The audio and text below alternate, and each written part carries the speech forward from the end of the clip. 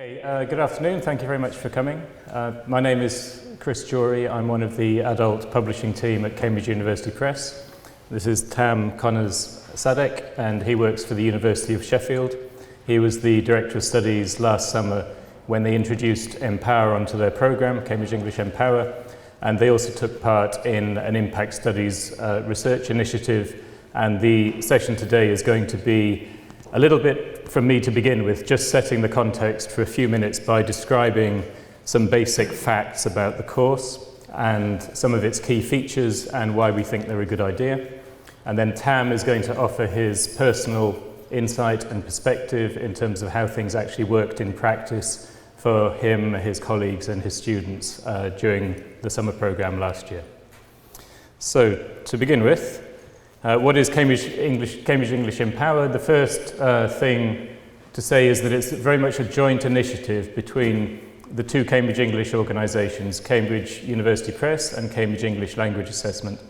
This puts us in a very good position to offer a general English adult course that combines, in the usual way in terms of with a student's book, engaging classroom material alongside integrated, validated assessment and personalised practice. A key concept which underpins a large element of Empower is the idea of learning-oriented assessment. There's a lot I could say about that, but in a nutshell, it's basically taking more than a one-dimensional view of assessment, not just a case of giving students a score or a grade, but using both formative and summative assessment to inform teaching and learning. And one of the key ways in which this manifests itself is in the unit cycle. So I'm just going to run you through the unit, a unit of Empower, so you can see how that works. It starts at the top. This is with the classroom material, lessons A, B and C, which are done in the classroom with a student's book. Then in the Cambridge LMS, the students do the unit progress test. This is automatically scored and marked. The students are then automatically directed to personalised practice within the LMS. They then take the test again. They are then shown the progress that they've made, and this obviously has a motivational effect. They then go back to the student's book in the classroom, do the last lesson in the unit, and then repeat that cycle. In terms of key features and why we think they're a good idea, 6 key things to remember.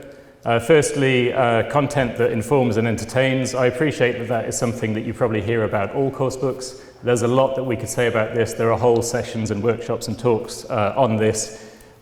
Basically, it's using the images, the text and the video to make sure that students remain engaged in the classroom throughout the lesson and throughout the course.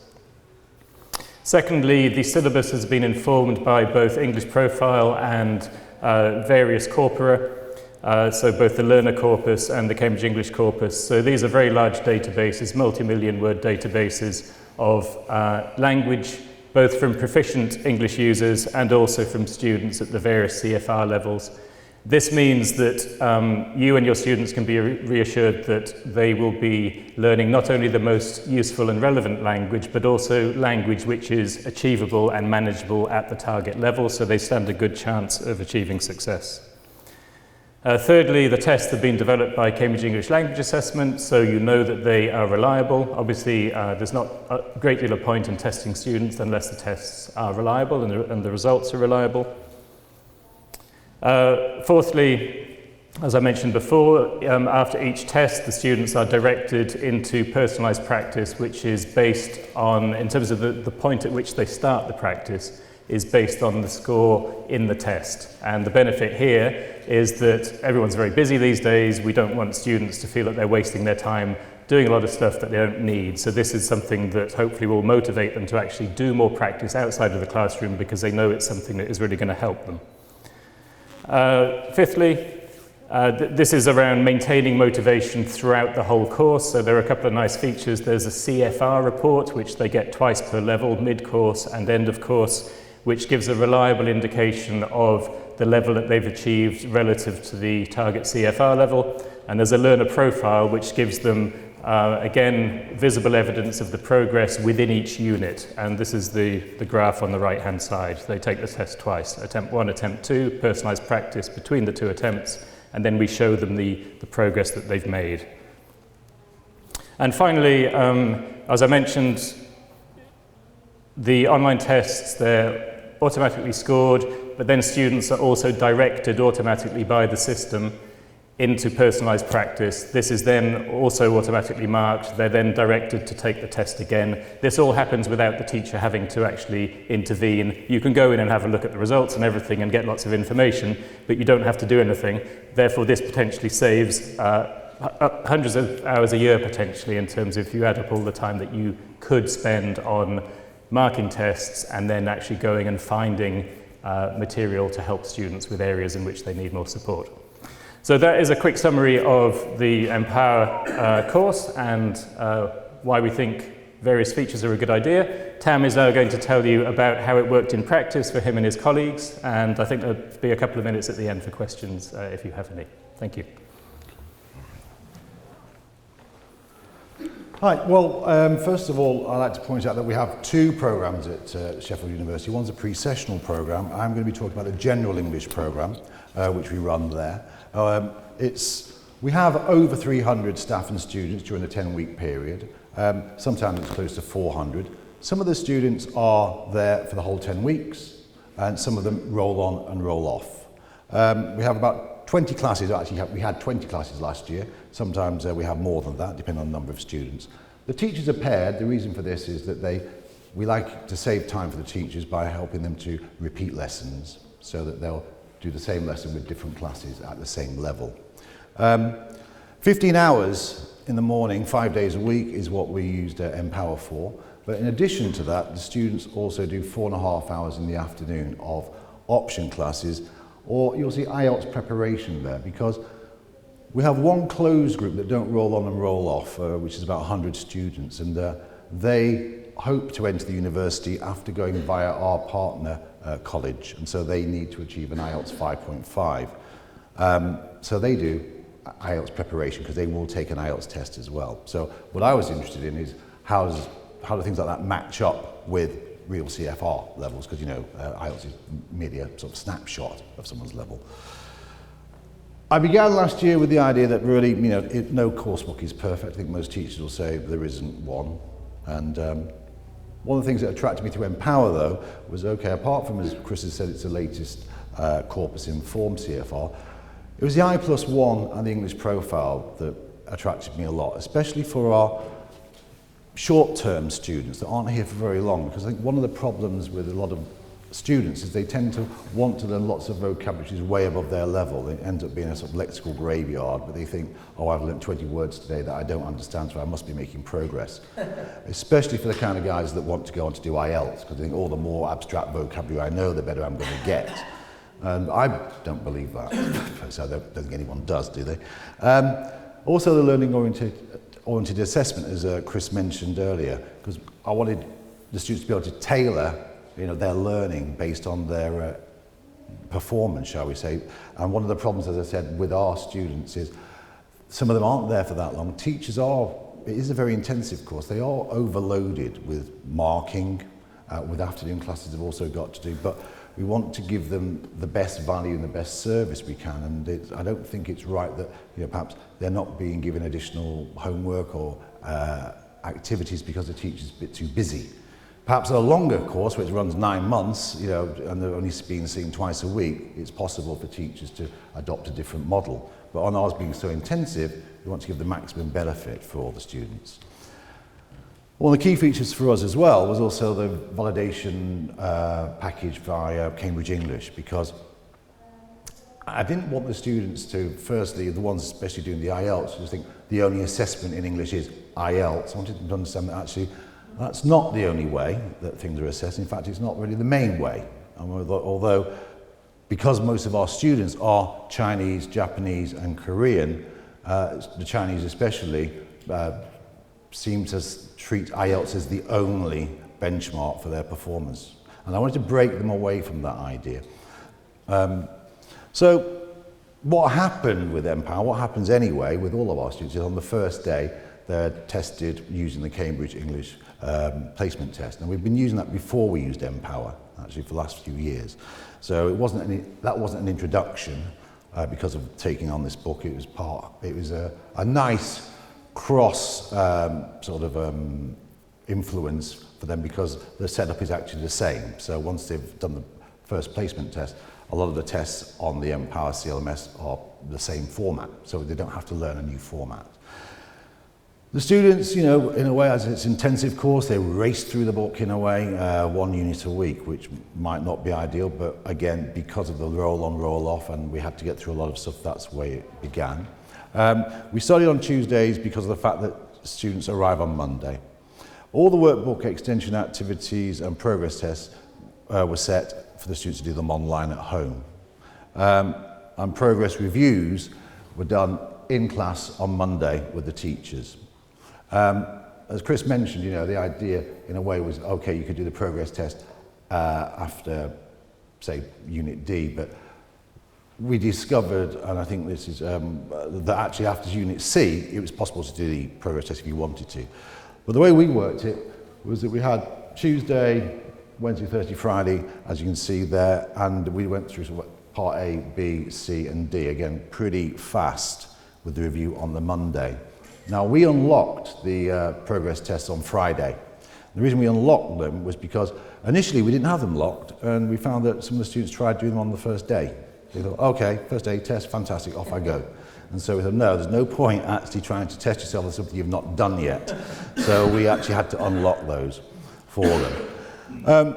Initially, we did have issues with some of the continuing students, because we do have students that continue from the previous term and they continue onto our summer program. Now, they initially felt it was too easy because they thought, well, hang on, I was studying intermediate, why am I still studying intermediate? And I understand a lot of this stuff. And I guess this was, you know, part of the problem of, you know, for them not really understanding the idea of comprehensive input and the fact that I won't say what books they were, but they're not the same books that we use, and some of them aren't perhaps pitched slightly higher than their level, really. And when I say slightly, so significantly higher, actually. I won't say what books they are, but to give an example, one of the books in elementary, Unit 2, has a section in elementary called Identifying Your Audience. I'm not really sure at elementary level they know what any of those mean, but it's in the book anyway. So, of course, coming to something that's really their level was like, oh, wow, I understand all that, what's wrong? But this changed after the first week, because they realised that once they started using the book, once they started being able to use the language properly, you know, which was appropriately for their level, that actually they were really learning things. Some teachers were also sceptical about the online CLMS, or the learning management system. Partly because I just think they didn't think it was, well, it sounded too good to be true.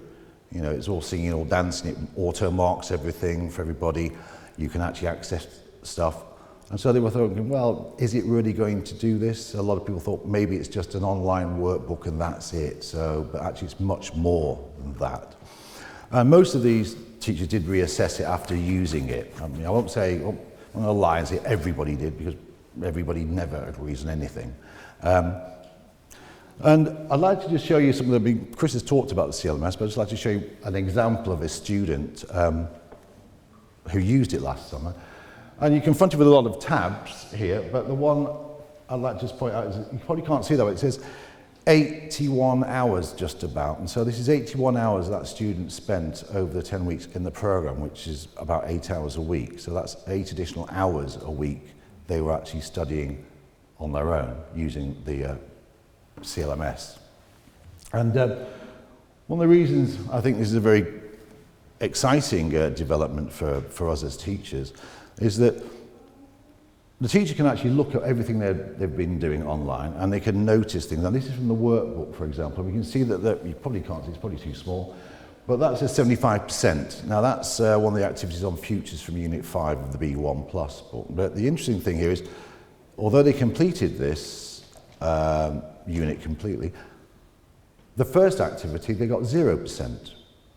Now if I was a teacher, I don't know why exactly is that. Now this is how we could use this in the tutorials to go back to the student and say, what happened here?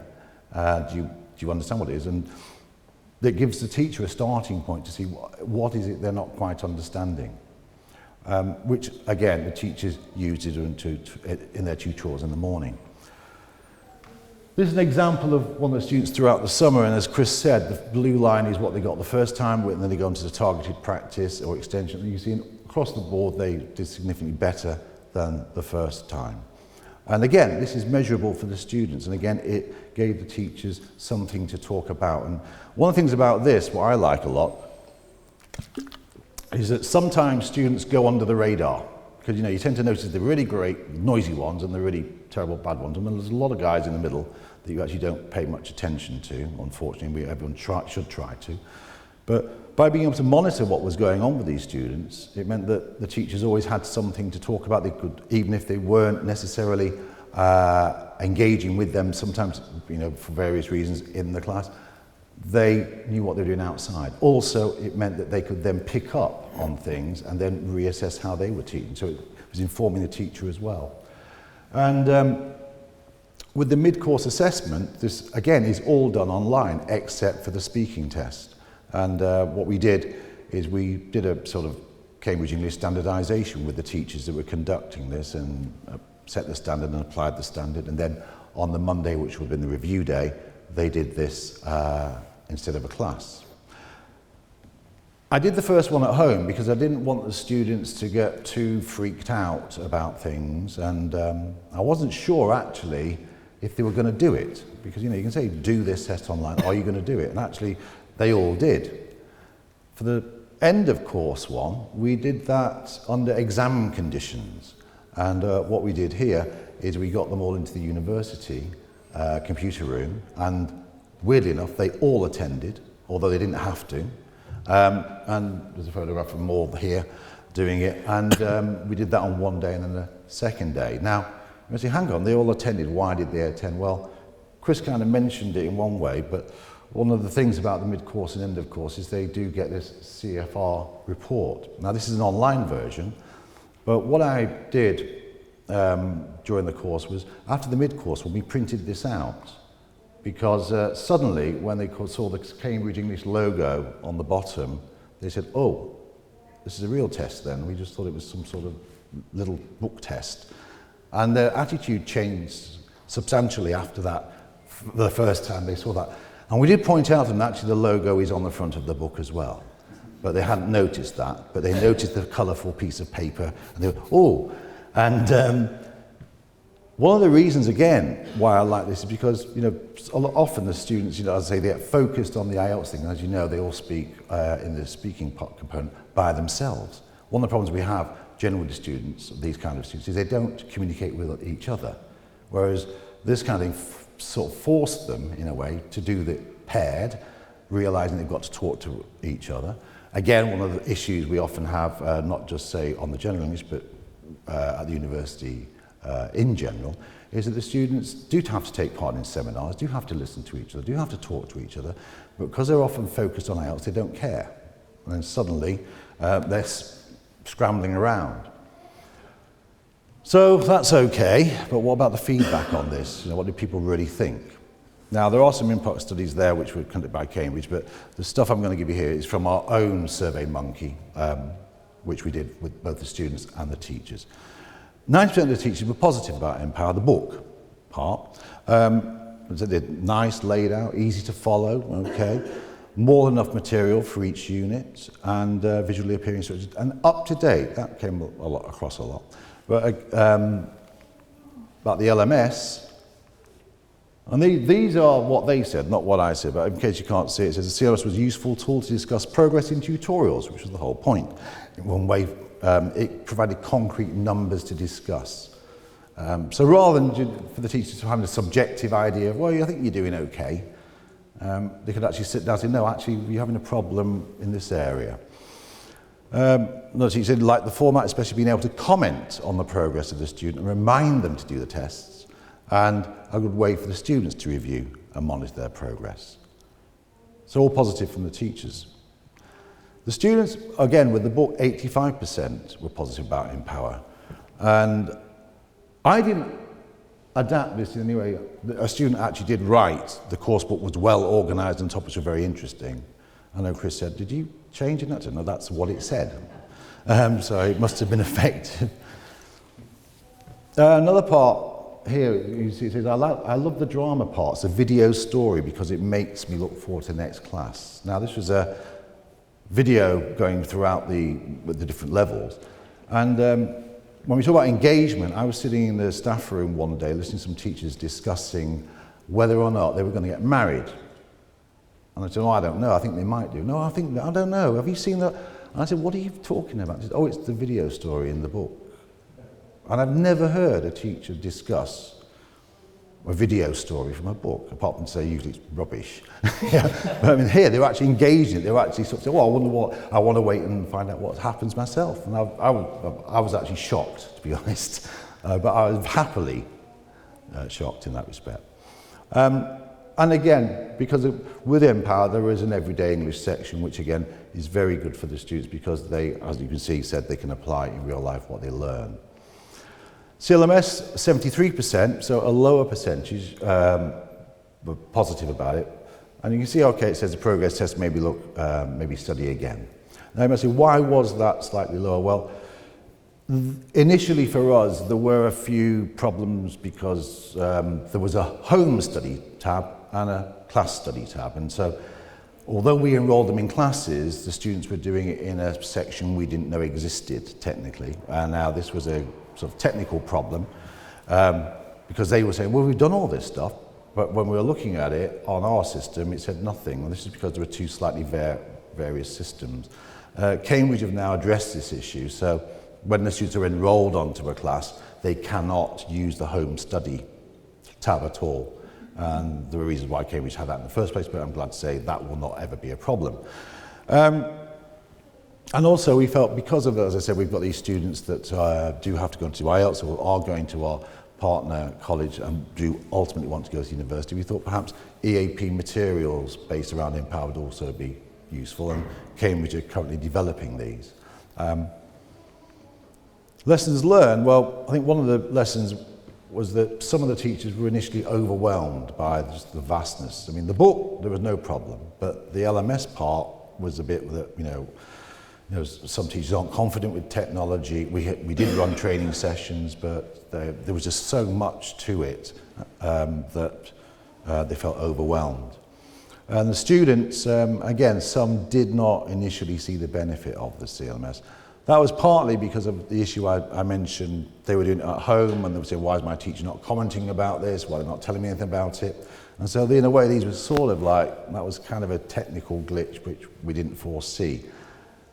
However, that's why on the what we did do a lot was, try to, and we did sort this out during the course as soon as we became aware of it. But what I would say to anyone thinking about using the book is you need to increase the teacher confidence in the CLMS. The book, no problem. Everyone's happy with the book. But the big, shall we say, the learning-oriented assessment part, the teachers really need to be confident in that to encourage the students to use that. And what I did was be proactive and supportive throughout the program. Now, of course, we gave initial training, and not just myself, but the TEL team at our university and an assistant director. We monitored the teachers, we looked at things, we went to them. For example, I saw a teacher photocopying something. I said, oh, what are you doing? And he said, oh, well, I want to give them some extra practice. I said, well, don't you know that there's an extension activity part? And they were like, oh, where?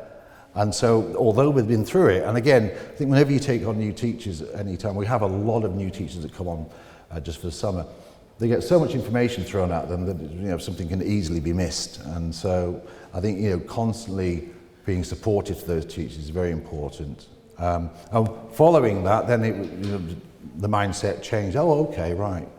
And again, they say, oh, I want to set some homework. Well, the workbook. Oh yeah, forgot about that. Just say do that. And so it was. Like I say, that's what I mean by being proactive and supported. And again, increasing the student engagement by discussing their performance in the tutorials. And again, I think a lot of students, once they started getting feedback from the tutor, from their teachers, about how they were doing, and it's this usual sort of thing, when students do homework and then nothing happens. You go, oh, I did that. So the whole thing is, it is important, I think, that the teachers engage with the CLMS, with the students as well, to know that actually we are monitoring what's going on. And I am aware that you may be having problems in that area. Or alternatively, you're doing very well. So I suppose summing up, what I'd say is, all right, one size, usually doesn't fit all. I think we all tend to sort of think about that. But I think with Empower, what I noticed and what we noticed with the students and teachers were mostly engaged. I won't say completely engaged, because again, I don't think you can ever get 100% from everybody. But I think getting the teachers engaged was a great achievement, because teachers generally don't like any course, but it doesn't matter what it is. They don't like it because it's there, kind of thing. The learning-oriented assessment on the CLMS, and it did result in measurable progress. We could document this, we could look at this, we had figures, and I'm going to come to those later. Now, one of the biggest things was the auto-marking, because literally everything is marked online, including the writing, including the speaking tests, everything. Yes, that's exactly why some of the teachers were sceptical at the beginning. In fact, some of them said to me, are we going to be needed next year? Is it going to teach itself, this book? And we said, no, of course we're going to need you. But the whole purpose of this is that the teachers can spend more time focusing on, delivering great lessons and focusing around the needs of their students, rather than be spending 4 hours a night marking a load of writing scripts. Or, again, even if you have a workbook, a paper sort of version with the answers, the students check them. They don't always check them correctly. They don't spell the words correctly. They think they have. And so all these sort of things save the teachers time. And the great thing about this, and again, this went down very well when I talked to the Japanese, because the universities, the Japanese and Korean professors visit, especially for their short-term students, that are only, say, here with us for 3 to 5 weeks sometimes, or 7 weeks. From the moment they start the course and enroll, they have 18 months to use the CLMS. So once they've gone back to Japan, once they've gone back to Korea, they can continue to study, okay?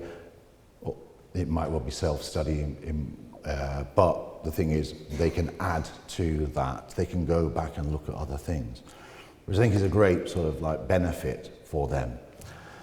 And as I said, I think one of the problems with a lot of the students, again, we deal mainly with East Asian students, whether it be TOEIC or whether it be IELTS, the exposure to the sort of different sort of like, Cambridge Main Suite format whereby the speaking test is conducted with somebody else. You actually have to think about that other thing called communicative interaction, which they don't ever think about, because if you ever watch them normally, there's just, I'll say what I want, and now you say what you want, and that's about it. But actually understanding that this actually is an important thing, I thought was a very good sort of like a bit of learner training for the students as well, to say there is more than one way to be assessed. And as I said, the reports, when we printed them out, were massive tangible motivators for them. Like I said, well, as soon as they saw these, they went, are we going to get another one at the end of the course? Like, yes. Will it be different? Depends on you. But the whole thing is, but they were like, oh, great. And that, that was a massive sort of thing for those guys. And the one thing I think is very, very useful is the fact that student data is always available. So I can go in now and look at last year's students and look at all of last year's classes. And it's very lucky I can do that, because I think one of the things that we obviously as a university, I do think we have what I like to term institutional accountability. What I mean is people pay a lot of money to come to our courses. We're sent from other universities. They go back, they get grades at their university depending on how they performed at ours. And for us to be able to say, actually, the assessment was done through Cambridge English and it's mapped to a CFR level, and we know exactly what they did while they were here, it's very important. And to give an example of that, in January this year, we got an inquiry from Japan about a student that complained that he'd only got, I think, grade B in his writing. And he said, well, I was only ever given one writing task, so how did they give me a B? By looking back through all the LMS, part D of the book is actually the writing task. Now, the student had done everything. They'd done all the A's, all the B's, all the progress, never done any of the writing. Done sometimes the vocabulary around it, but never actually done the writing. Now, the teacher took that into account when they did it. The complaint stopped immediately. because we just turned around and said, well, you know, he's probably lucky he got a B, actually. All he actually did was one piece of writing. So I think it's very important for us because, of course, as I said, we have roll-on, roll-off teachers. The teacher was probably in Poland by the time we were contacted. And if I said, you know, can you tell me how this student did? He would say, I don't know who he is. And so the thing is, we've always got that data. And that's what I mean by institutional accountability. That's all I've got to say. We're probably slightly over, so I don't know if it is possible for any questions. But if you do have a question, I'm sure Chris will be happy to answer it. or I will if you want. But thank you.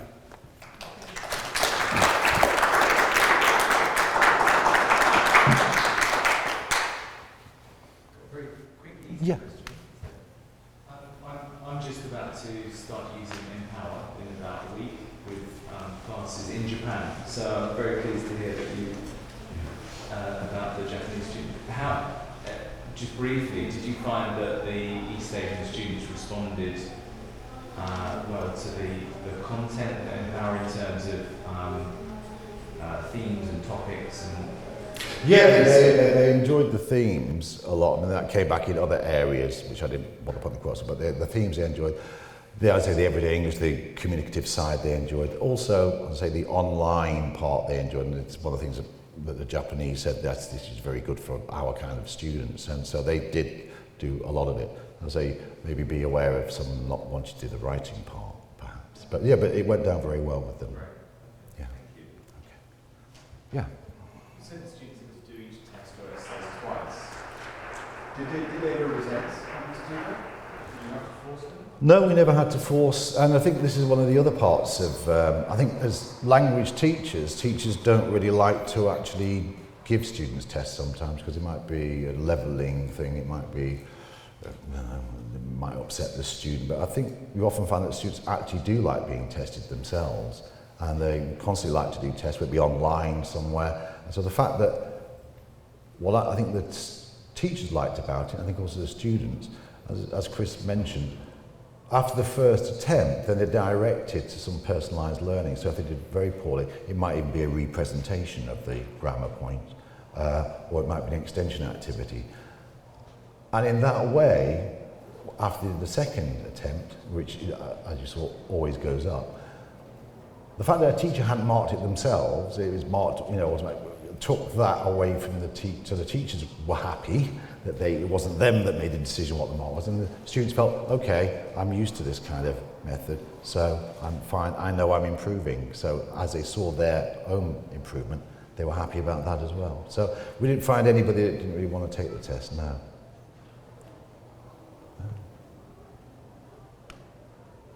Anything else? No. Well, thank you very much, and Craig will be on in a moment, so please stay around for Craig. And Craig is Craig Fane, one of the Empower authors, sitting over here. He'll be on at 5:30. Thank you. Thank you.